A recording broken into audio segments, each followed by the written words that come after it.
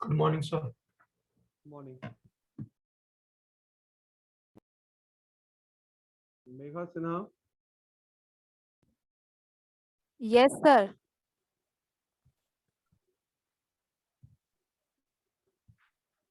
Log in करके आओ ठीक से।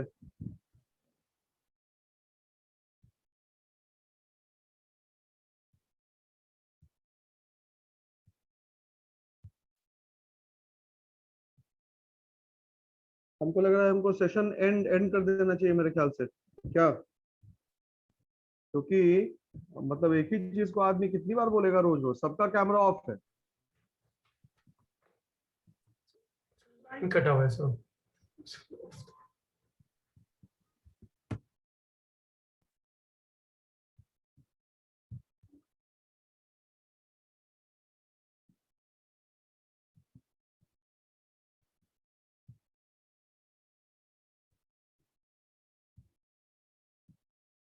रोल नंबर 32 अभी भी तुम्हारा कैमरा ऑफ है। रोल नंबर 32 सर लाइट कटा हुआ है। लाइट कटा हुआ तो उससे क्या हुआ? तो अंधेरा है सर रूम में। बाहर निकलो। सर बाहर बाहर बारिश हो रही है। आदर्श नारायण कैमरा ऑफ है। आदर्श नारायण कैमरा ऑफ है।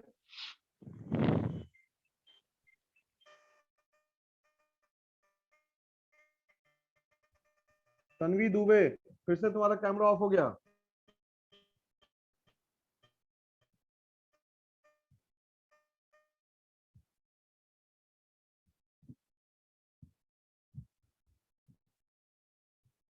तन्वी दुबे तुम सुन पा रही हो हमको?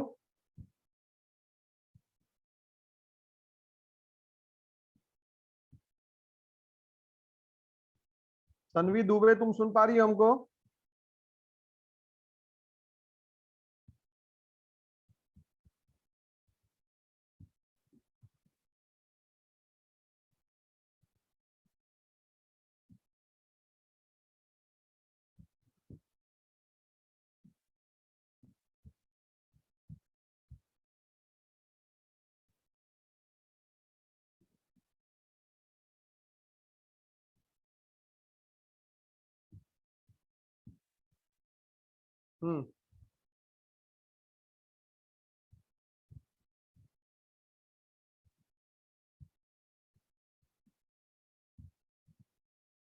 आज क्या पढ़े ये बताइए क्लास।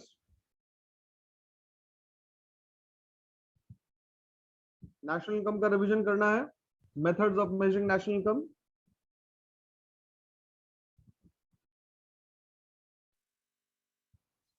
हेलो, मेरी आवाज आ रही है? Yes sir. यस सर आ रही है। तन्वी दुबे तुमको मेरी आवाज नहीं आ रही है क्या? Tanvi Dubey you are not listening to me. Yes sir. Yes sir आ रही है। यस सर आ रही है।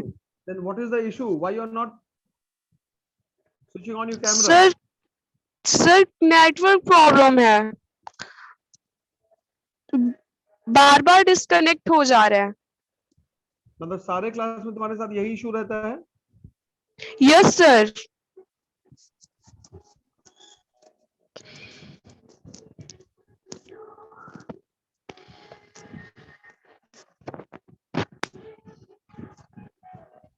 एक काम करें आप लोग, नेशनल इनकम का जो कन्वर्जन मेथड्स है और वो जितना भी पॉइंट्स है पहले उसको पढ़ लीजिए और फिर मैं समझा रहा हूं उसको। नेशनल इनकम मेथड्स के पहले तक जितना भी पॉइंट्स है उसको रिवाइज कर लीजिए। और आप लोगों का इंटरनल जो होगा, जो मैंने आप लोगों को नोटिफाई किया था, वो शायद मोस्ट प्रोबेबली हम लोग जून 2 या 1 तारीख से स्टार्ट कर देंगे। तो कहीं पे भी अगर कोई प्रॉब्लम है तो आप लोग पूछते चलें। सर कुछ पूछना था। हाँ बोलो। सर चीप मनी और डियर मनी का एग्जांपल जानना था।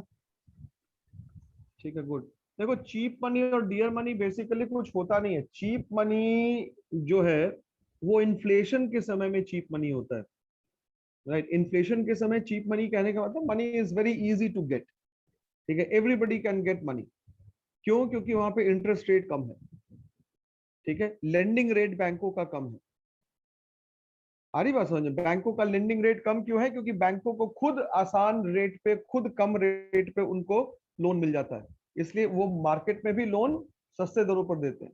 तो cheap money is the money which is very easily available at a low rate of interest, and cheap money is basically the money which is available in the times of inflation,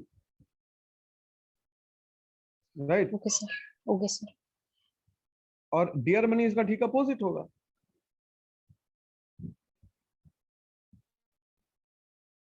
clear है? Yes sir.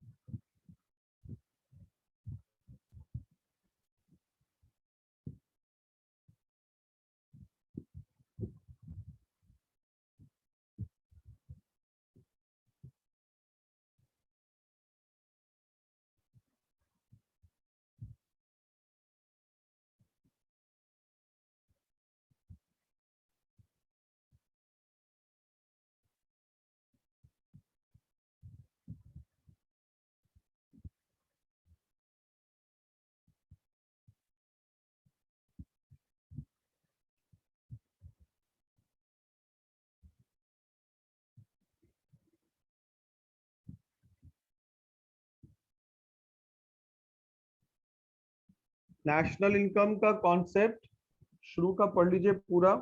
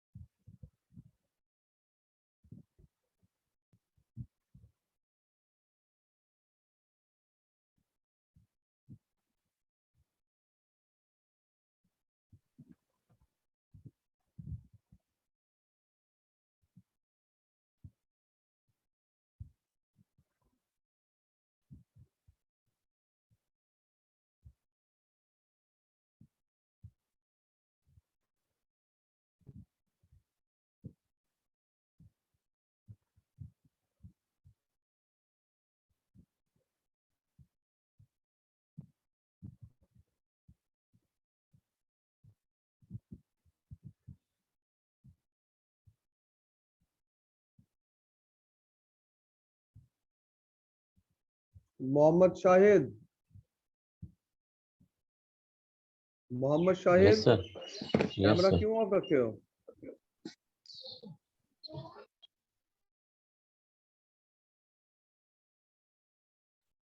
Sujit, camera off है। Roll number 7, Sujeet, your camera is off. Manish Kumar, your camera is off. Roll number 10।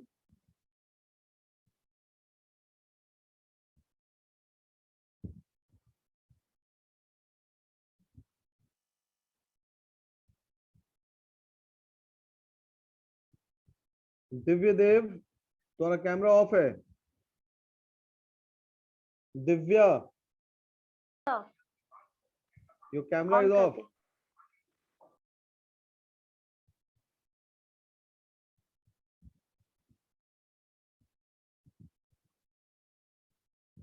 दो student को छोड़ के, तन्वी दुबे और विवेक कुमार, इसको छोड़ के किसी का भी कैमरा ऑफ नहीं होना चाहिए। अब हम बोलेंगे नहीं, वेटिंग रूम में सीधा डाल देंगे।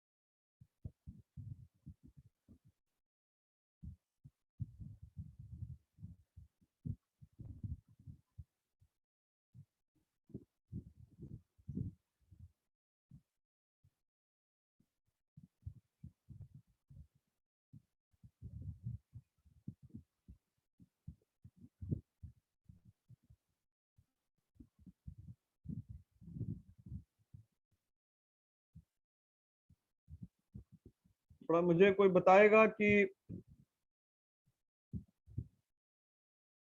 Per capita income macro economic concept कैसे है? Anybody? How per capita income is a macro economic concept? Why isn't it a micro economic concept?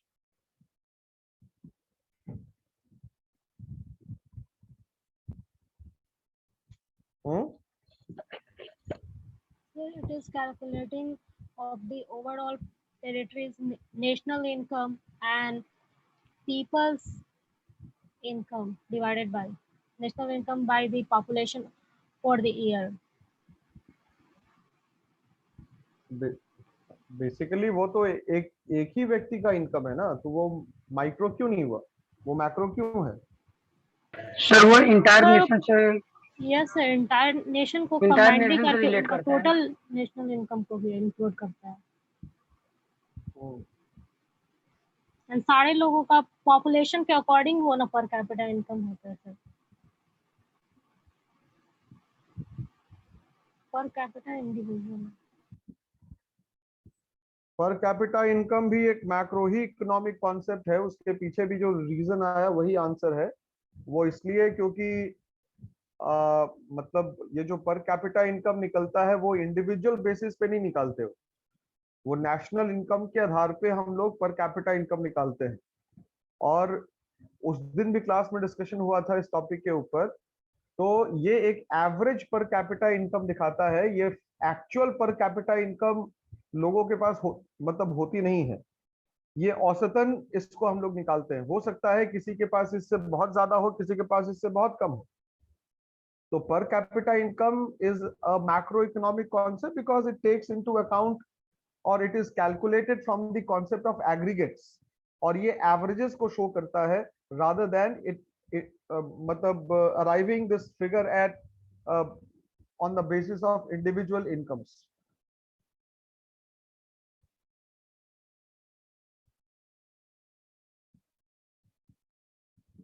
Yes sir.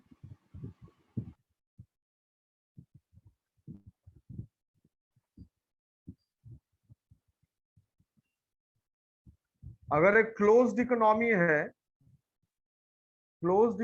है तो उस क्लोज्ड इकोनॉमी में नेशनल इनकम और डोमेस्टिक इनकम के बीच में क्या रिलेशन होगा? इक्वल होगा सर। आदर्श कह रहा है इक्वल होगा।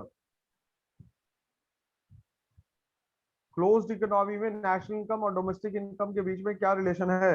I have got one answer and that is from roll number 20 कि ये दोनों इक्वल होगा। Is it correct? Yes, sir.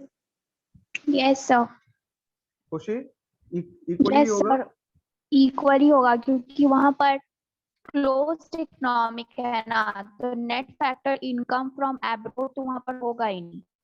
Domestic territory में जितना भी गुड्स और सर्विसेज प्रोड्यूस होगा वही जीडीपी होगा, उसी वजह से domestic income equals to national income.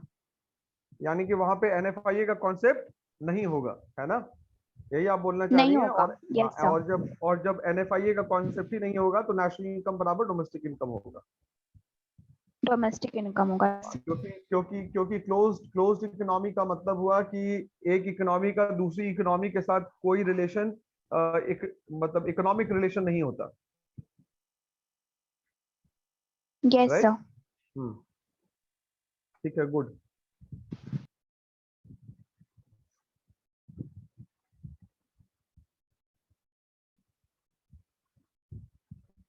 National income में इंटरमीडिएट कंजम्पशन को क्या इंक्लूड करते हैं हम लोग? अगर नहीं करते हैं या करते हैं तो क्यों करते हैं? रीजन के साथ बताना है।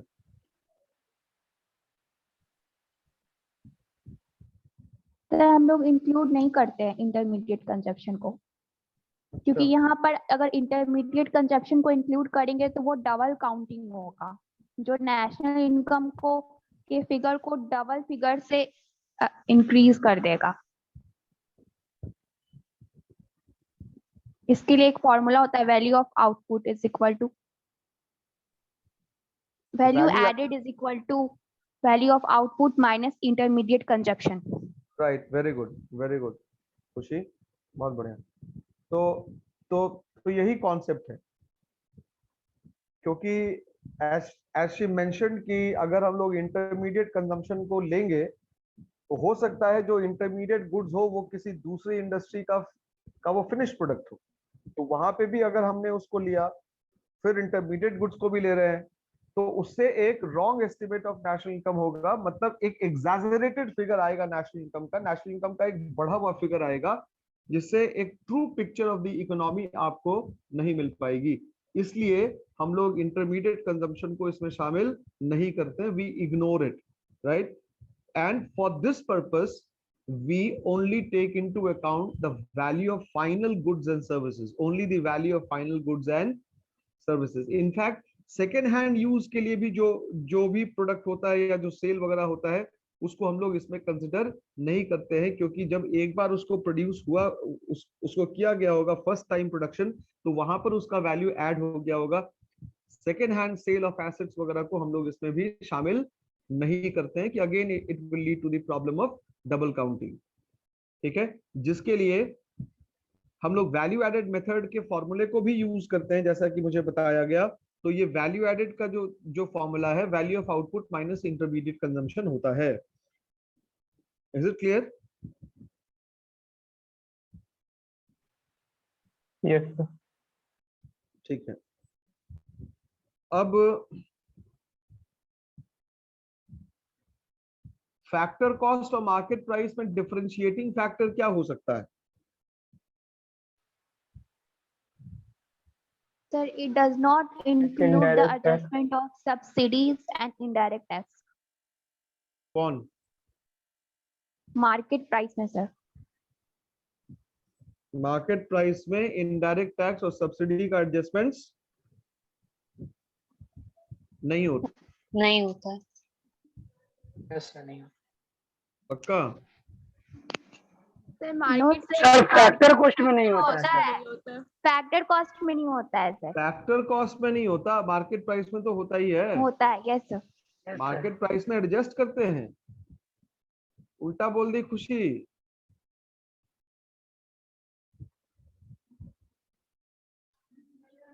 Sorry sir. अब ये बताइए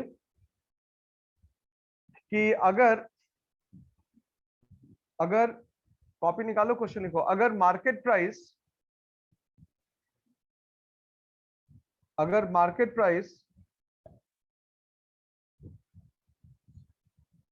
120 दिया हुआ है,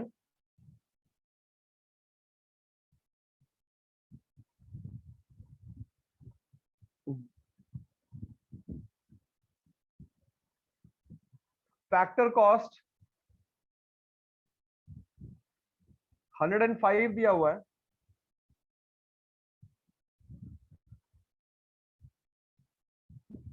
सब्सिडी 10 दिया हुआ है,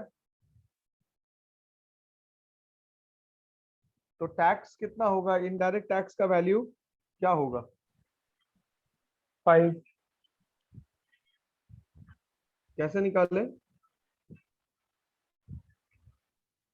market price minus factor cost minus subsidy.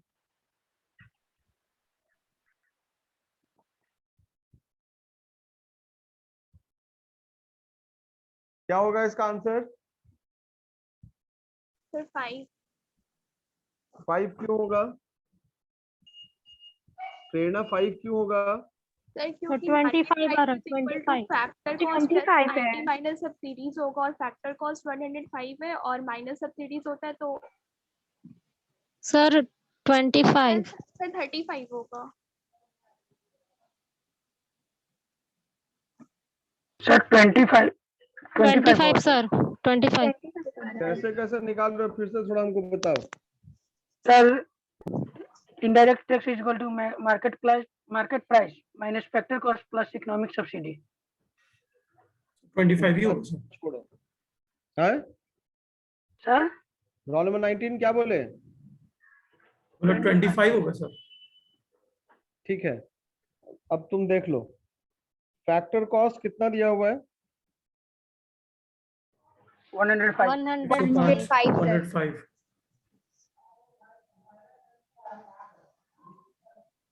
Market price कितना दिया हुआ है?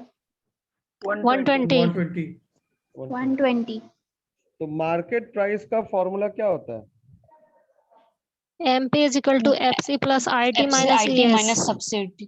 IT minus subsidy. Net indirect tax होता है? Yes, sir. IT indirect Yes, tax. sir. तो एमपी दिया हुआ है 120, फैक्टर कॉस्ट दिया हुआ है 105, प्लस एनआईटी दिया हुआ है। एनआईटी सर नहीं आपने पता, IT में दो फॉर्मूला लिखाए हैं, दो फॉर्मूला है, देखो MP is equal to Yes, sir. Yes, sir. Yes, दो NIT फॉर्मूला है NIT का ही होता है IT minus subsidy. FC plus NIT and FC plus IT minus ES. तो वही तो लिख रहे हैं एक फॉर्मूला हम। Okay sir. सर हम लोग IT निकाल लिए, आप NIT निकाल लिए। अरे देखो ना जी, काहे चिंता कर रहे हो? एनआईटी बराबर कितना होगा? 15 होगा। Yes, Yes, sir. Yes, sir. yes, sir. अब एनआईटी का फॉर्मूला क्या होता है? IT minus subsidy. IT minus IT subsidy. minus economic ES subsidy. economic subsidy. तो अब ये 15 हो गया। आईटी नहीं दिया हुआ है, और इकोनॉमिक सब्सिडी कितना दिया हुआ है? 10. 10. 10। 10. तो आईटी बराबर 15 प्लस 10 इज इक्वल टू 25। 25. अब इस पे अगर हम लोग सॉल्व करके देख लें तो एनआईटी बराबर हमारा 15 आया, तो एनआईटी का फॉर्मूला क्या? IT minus ES. तो आईटी अगर हमने 25 sir. निकाला और इकोनॉमिक सब्सिडी कितना निकाला? 10 निकाला, Yes. 10.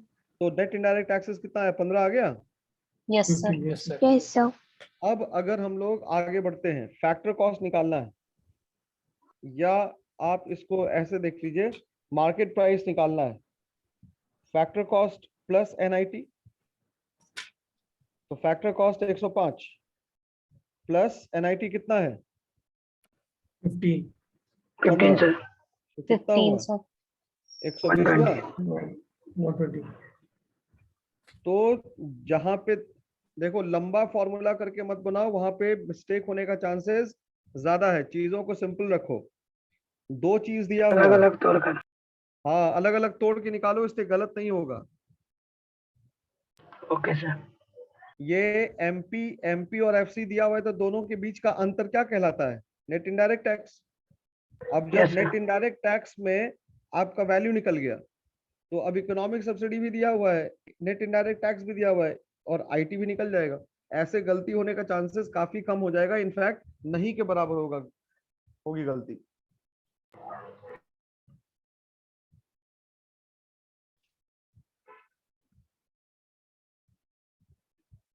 नेक्स्ट, सपोज कीजिए कि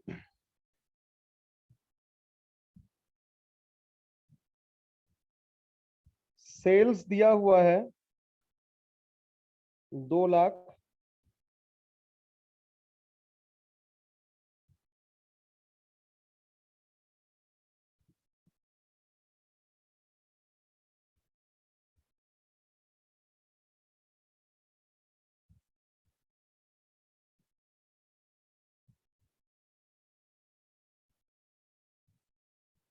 वैल्यू ऑफ आउटपुट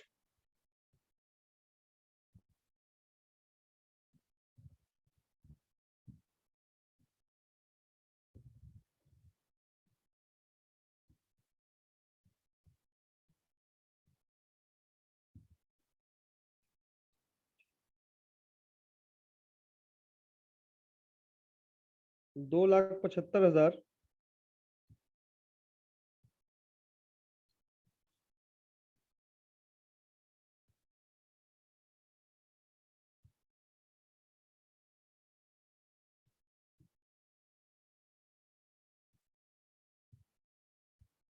और closing stock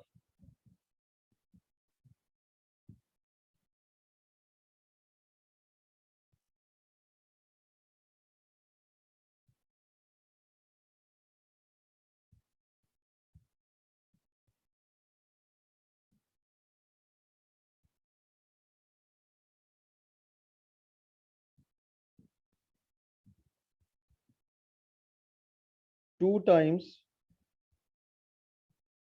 of opening stock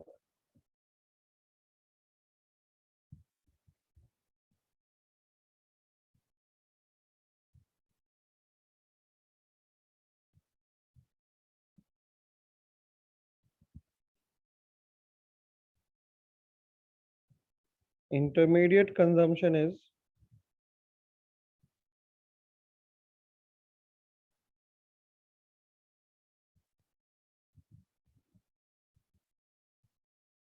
1,38,000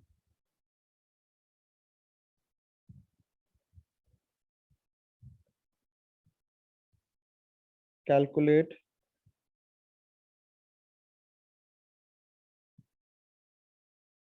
opening stock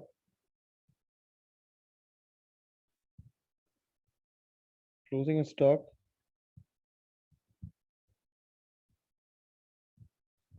and value added.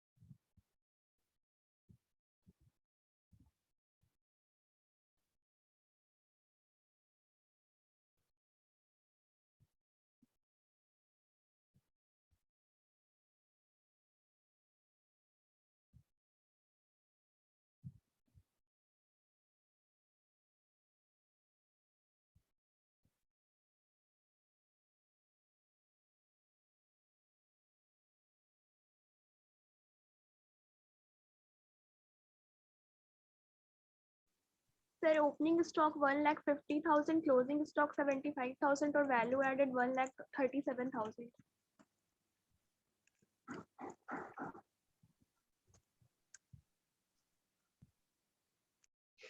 बाकी लोगों का भी आया क्या कुछ?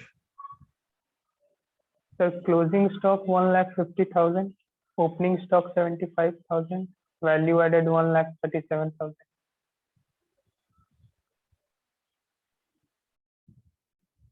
कैसे निकालेंगे देखो, वैल्यू ऑफ आउटपुट निकालते हैं पहले हम लोग।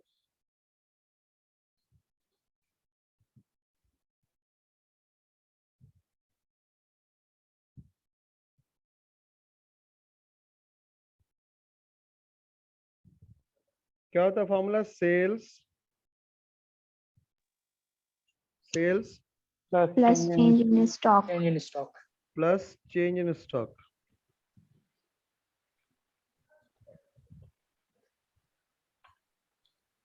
ठीक है, अब चेंज इन स्टॉक बराबर क्या होगा? Closing stock minus opening stock.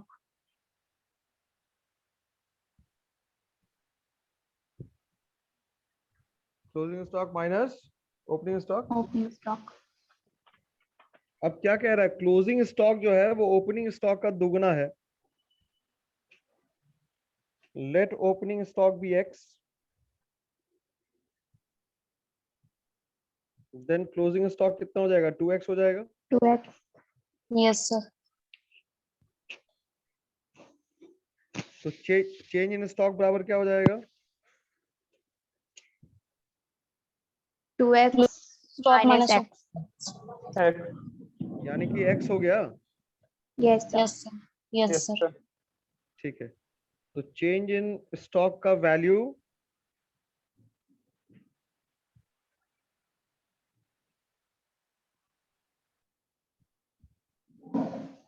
x हो गया।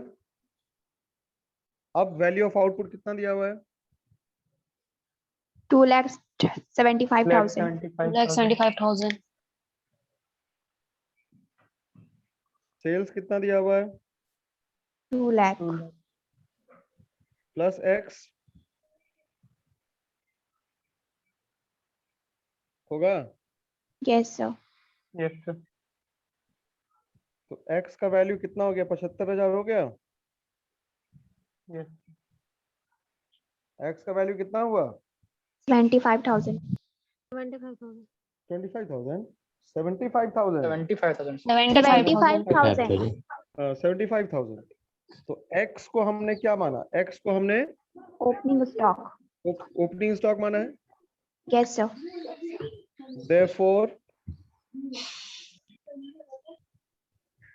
ओपनिंग स्टॉक यानी कि x इज इक्वल टू 75,000। 25,000. ठीक है।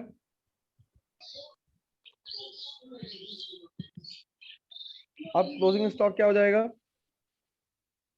1,50,000. 1,50,000. 2x 1,50,000 हो गया। उतना ही आया था तुम लोग का आंसर।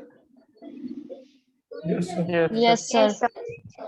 ठीक है। अब वैल्यू एडेड बराबर क्या होगा? Value of output minus Value of intermediate output consumption. minus intermediate consumption.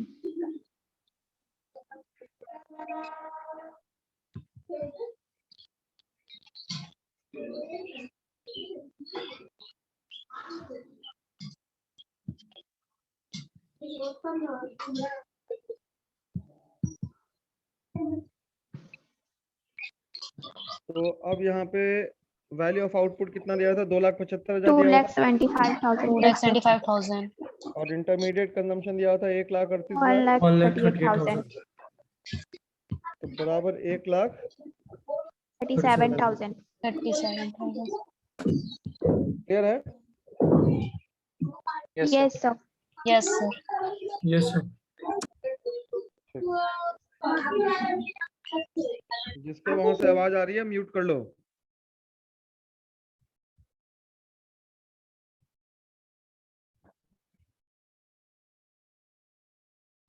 अब पेमेंट्स टू ROW दिया हुआ है।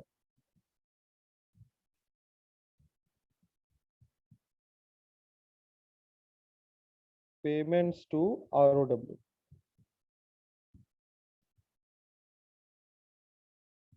60,000 60,000 दिया हुआ है। राइट। उसके बाद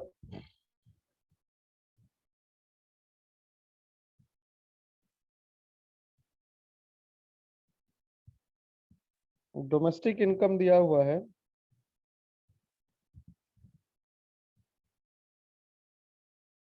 3 lakhs।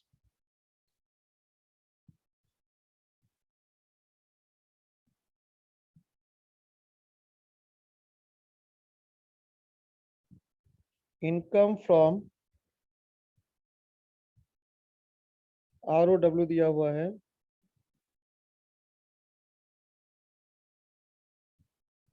56,000। तो ROW sorry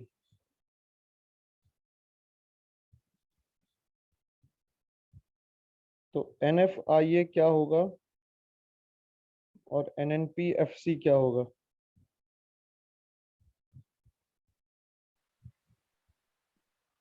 NFI 4,000 and NPFC 3,04,000.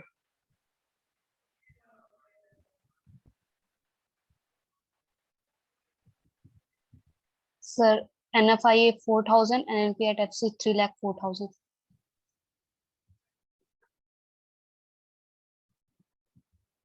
Roll number 19 कहाँ है जी तुम? So यहीं पे हो सर। तो आंसर NFI आ जाएगा sir 4,000 Domestic income. Yes, sir, 3,04,000. खुशी यस सर, क्या? NFIA 4,000 होगा। Yes, sir. और NFIA Yes, sir. 4,000. 3,04,000 होगा sir.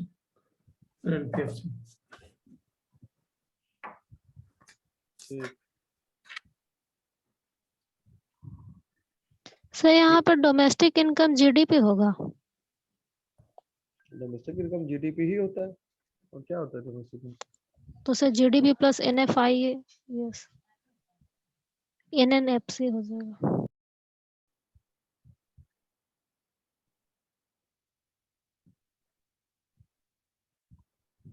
नेशनल इनकम का फॉर्मूला क्या होता है? National income is equal to Domestic income minus NFI. Domestic income plus NFI. Plus NFIA। Number 19 minus 4 NFIA is equal to क्या होगा? payment to ROW minus Income from abroad minus income from abroad.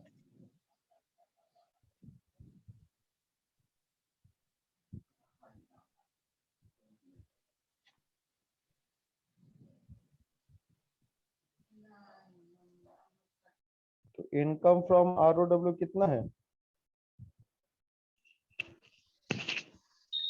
56,000।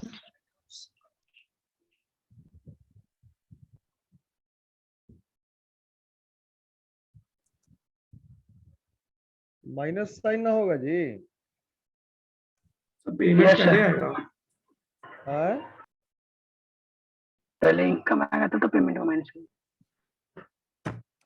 क्या बोल रहे हो? Roll number 19 Payment minus income होगा ना. जी नहीं No, no, sir, negative नहीं है. इनकम माइनस पेमेंट होता है। Income minus payment.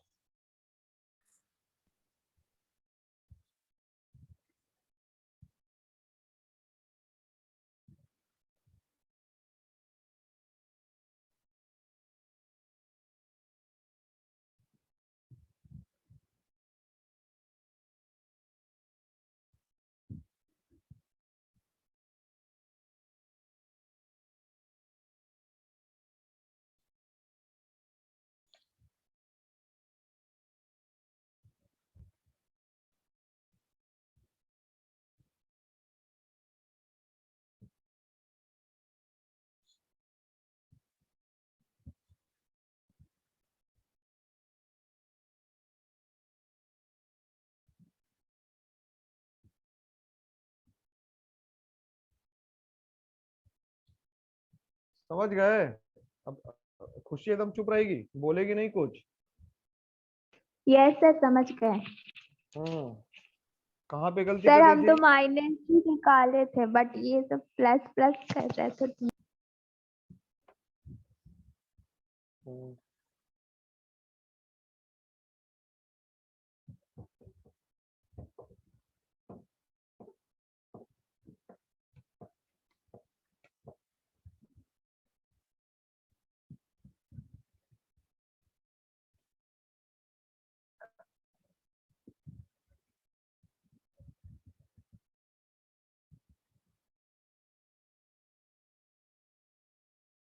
चलो ठीक है, यानी कि फॉर्मूला थोड़ा सा तुम लोग को और रिवाइज करना पड़ेगा।